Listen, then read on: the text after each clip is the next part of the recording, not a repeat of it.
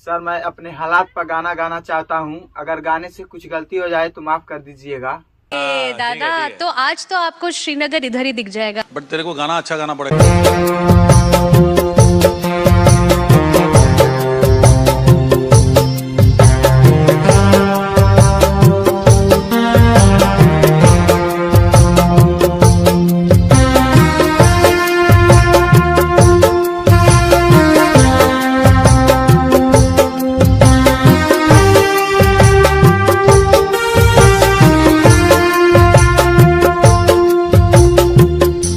हम हैं गरीब, हमको रोटी कौन खिलाएगा।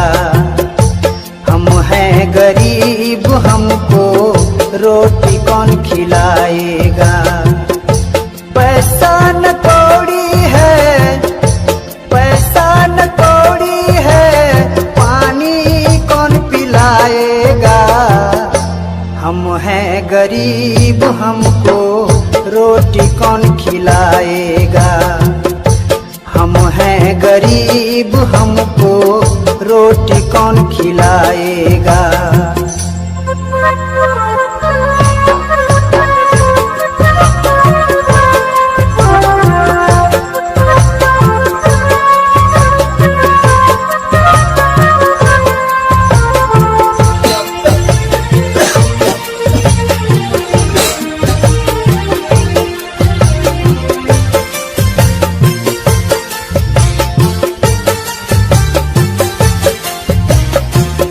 आज तक अब तक जिसे अपना थमाना, आज उसी ने मेरा सब कुछ छीना। आज तक अब तक जिसे अपना थमाना, आज उसी ने मेरा सब छीना। नींद नहीं आए रे मुझको, नींद नहीं आए रे मुझको, कौन बताएगा। हम हैं गरीब, हमको रोटी कौन खिलाएगा। हम हैं गरीब, हमको रोटी कौन खिलाएगा।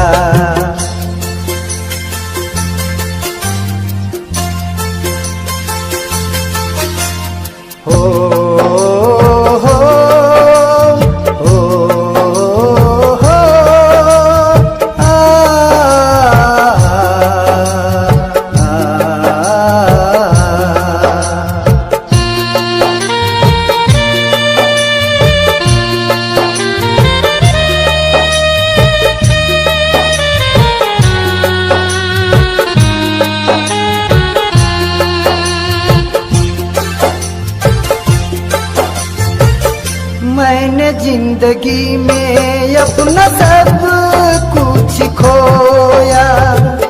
आज तक अब तक मैंने कुछ भी न पाया। मैंने जिंदगी में अपना सब कुछ खोया। आज तक अब तक मैंने कुछ भी न पाया। दिल मेरा रोए रे बंधु, दिल मेरा रोए रे बंधु, दिलासा कौन दिलाएगा। हम हैं गरीब, हमको रोटी कौन खिलाएगा।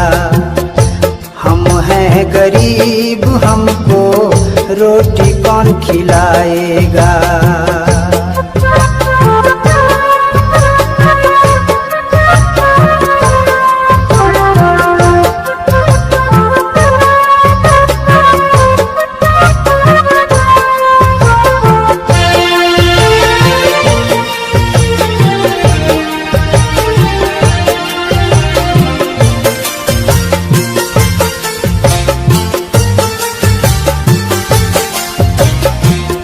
कौन है अपना यहाँ, कौन है पराया। जिसको भी देखो वो है अपने धुन में